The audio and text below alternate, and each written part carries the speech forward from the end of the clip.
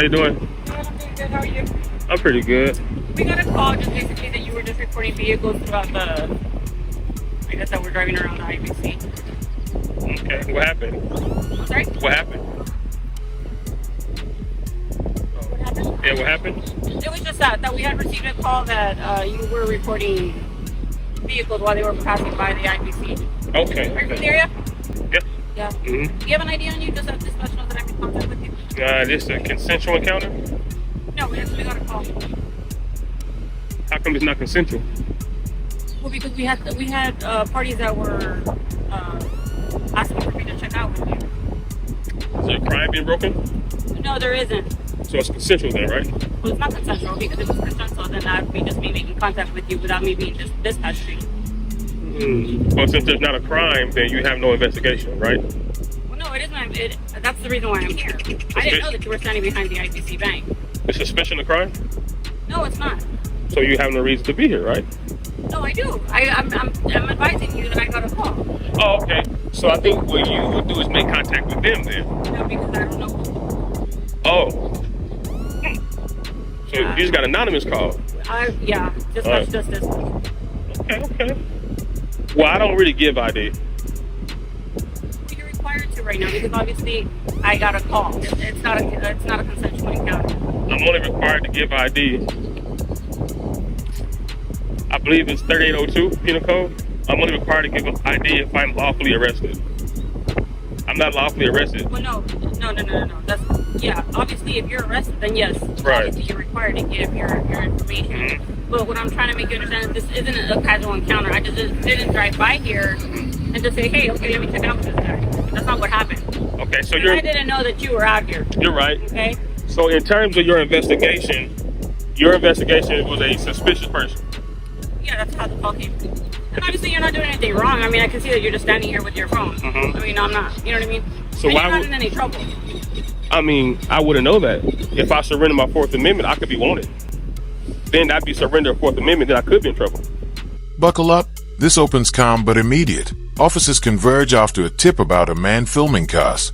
The auditor remains composed, asking why the contact isn't consensual and pressing the point that he isn't under arrest. The exchange instantly frames the fight, procedure versus rights. That faced denial, I'm not lawfully arrested, drops a legal gauntlet and pulls viewers into the looming confrontation. I'm just saying, in hypothetical scenarios, we watch cops all the time, right? It still comes on TV. When someone surrenders their Fourth Amendment, such as their ID, you guys run that through NCIS, and then you go, or ASIS, you're right, and you run their system, their information is look for warrants. So now they surrendered their Fourth Amendment, then they're subject to arrest. Okay, so do you understand the reason why I'm here? Yeah, I you're here. totally understand that, but that would be like in a whole different circumstance, right? This isn't a traffic stop or anything like that. Right. It's not a casual encounter. Mhm. I mean, you can just provide me information. We did get a call that you were out here recording vehicles. Again, you're not committing any crime. Mhm. The only thing is that I got dispatched here. Okay. No rings. You're not married? No, sir. Why not? No, you don't need to be. No need to be? Oh, wow. Woo. If you don't mind, I'll be out of your hair. It's kind of hot out here, and you can continue. Hey, it's a good shade. Look at this shade tree. Unfortunately, I cannot assist you with your investigation. That's not my job. I'm not going to do that. So even identifying me will be assisting you with your investigation. Well, the thing is that I don't know you personally. Not supposed to. I'm a private citizen. Yeah, of course. So Right. what I'm saying is I got dispatched here.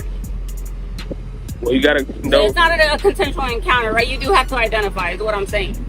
I don't have to identify.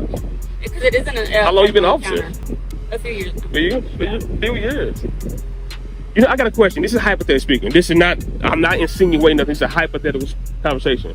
When officers encounter a member of the public, and a member of the public explains to them their rights. Okay. I can hear you. I can Oh. multitask. Okay. Name? How's it going, bro? Officer Miguel, Badge number? 746. 747. What was your badge number? 747. Okay, just like a hypothetical question. I'm not insinuating nothing, but when officers encounter a member of the public, and the member of the public state their rights or a penal code, why do officers never think that they're police? Is it because there's a code of conduct that if you're a police, you wouldn't do this? If you're a police, you wouldn't be out here with a camera doing what you're doing. Is that like an internal thought process? I mean, no idea what you're talking about. I don't even know. Wow. So no one. So when I rewind this and play this, you're saying I gave an incomplete sentence? That's not what I'm saying, sir. Tension rises into a legal sparring match. The auditor cites the Fourth Amendment in Penal Code. The officer insists a dispatched call makes this non-consensual. Both trade hypotheticals about ID checks and NCIC. It's a textbook moment of who gets to define suspicion. The officer clings to dispatch authority while the auditor forces clarity, exposing uncertainty in policing decisions. Well, why don't you know what I'm talking about? So right now we're obviously you're going off topic, right? I'm supposed to, because you have no reason to be here. I do. I just explained that to you. We got a phone call, right? It's just somebody concerned. That's all it is, right? And now you're here. And now I'm here. So it's not a consensual encounter, like I mentioned. I just didn't drive by here and decide to talk to you. You did. I didn't. I actually got here. So It's a little too loud for us to just roll by and talk to you. we just came into shift anyway. So Well, the reason I say you did is because no one gave you a citation of a law being broken or a policy being broken.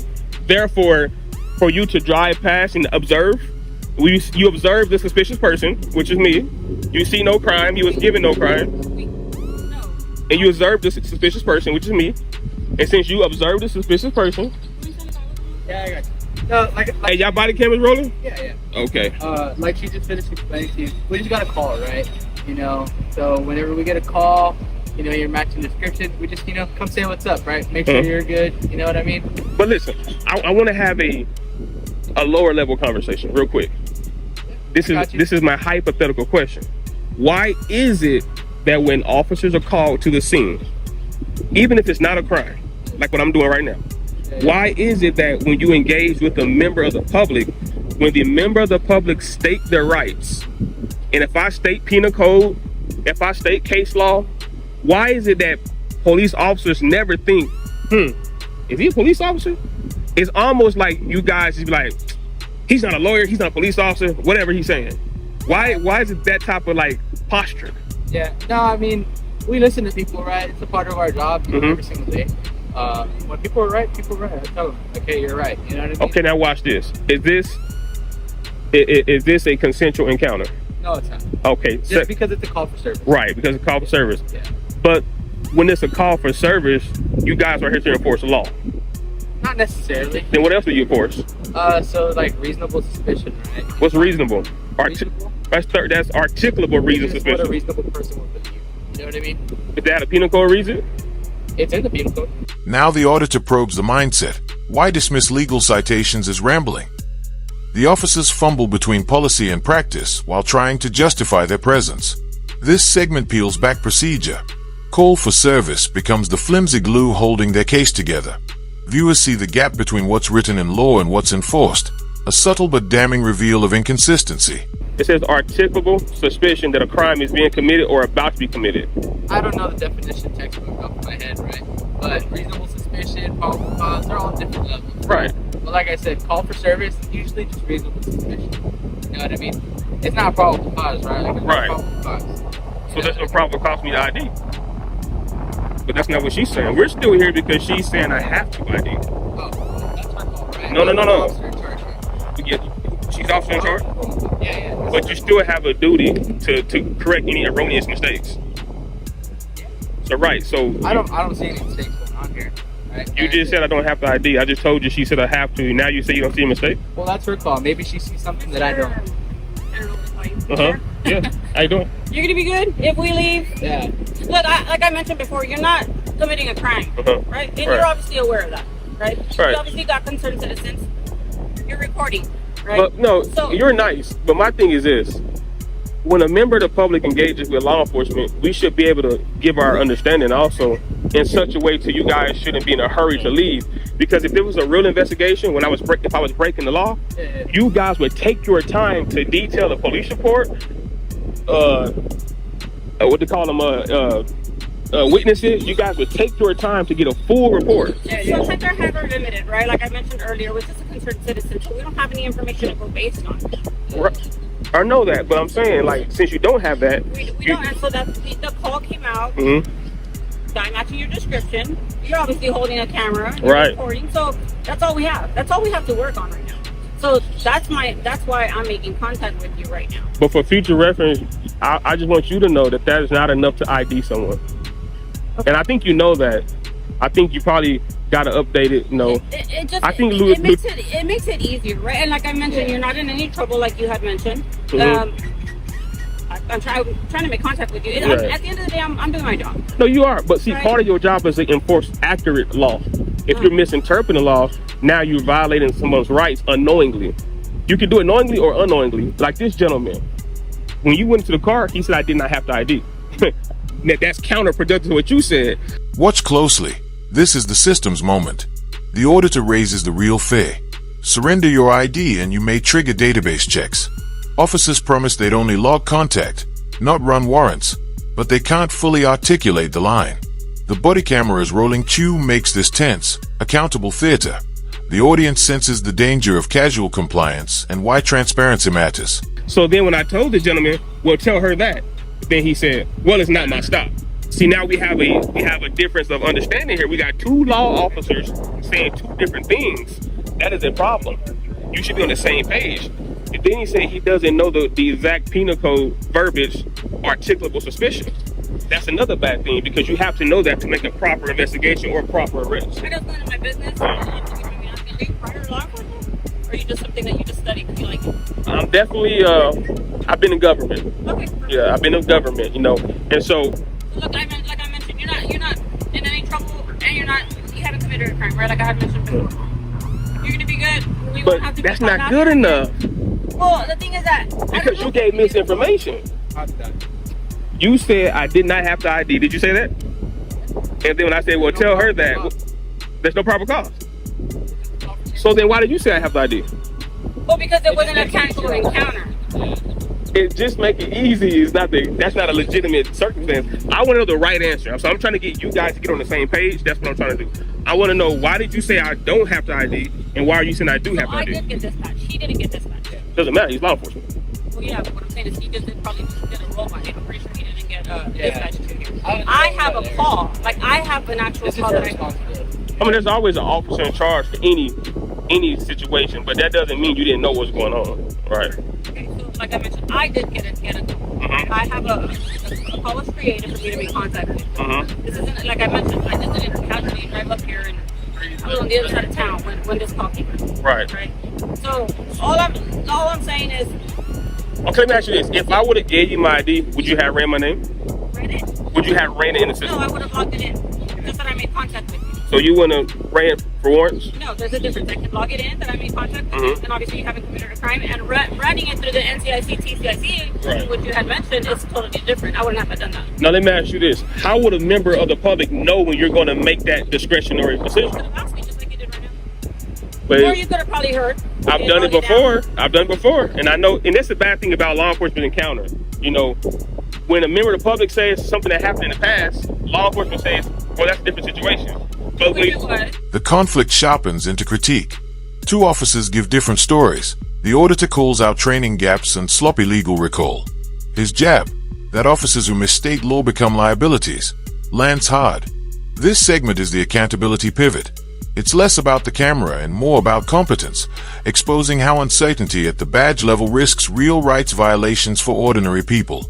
But when you guys encounter us, and you say, well, you could be doing this, you could be doing that, then we can say, well, that's a different situation. So it goes both ways, you know. Right. Yeah, every situation is different. Unfortunately, we're here because, like I mentioned before, there's the call that I received, right? And that's basically, like I mentioned, you're not in any trouble or anything like that. You guys got cards? Yeah. Yeah. You can write the CAD number on there, this call for service number on there for me. You want the chat narrative number? Yeah. So you don't want to say are you the kind of public official that don't correct their officers when they're wrong? I don't know if she's right or wrong. You don't know penal code? I do. What's penal code for ID? Penal code for ID? Yeah. It doesn't really make any sense. What is the penal code for when a member of the public is required to identify themselves? When they're suspected of committing a crime. Right. Am I suspected of committing a crime? So but like I said, we got reasonable suspicion, we got probable cause, we got mere suspicion. all that is separate though. Yeah. But you're rambling on about all these different. I'm rambling. Yeah, you keep throwing different names. Isn't that what you guys use to articulate an arrest or a citation? You use penal code, right? So when a member of the Transportation code for citation. or right, so when a member of the public brings up penal code, then they're rambling. Well, I mean, you don't really stay on one topic. You know what I mean? That's what I'm saying. Because you guys have no reason to be here, so I have to use subject matter examples to get you guys to understand. Well, it's like she just finished telling you, man. We, like, we do have a reason to be here just because of the call. Now, Right? That doesn't mean we're, telling you, hey, you're committing a crime or whatever, right? But it's just a concerned citizen, right? Our citizens are responsible. you're Daffy Duck. You need to touch up on your law and your fundamentals, because you are a casualty to the city, and you, by the way you interpret things, it's not good for law enforcement. That's not a case number. Am I trying to figure out? It's just a kind of narrative call. It's information. If you guys are here on an information call. Yes. Yes, I know. Yeah. No. All All right. Be safe, man. Hey, and always remember, every member of the public could be an FBI agent. They could be anybody. So when you give inaccurate representations of the law, you're opening yourself up to situations and circumstances. And we don't want to do that because the taxpayers have nothing to do with it. Okay. You too. The scene cools into closure, CAD numbers, call logs, and a polite parting.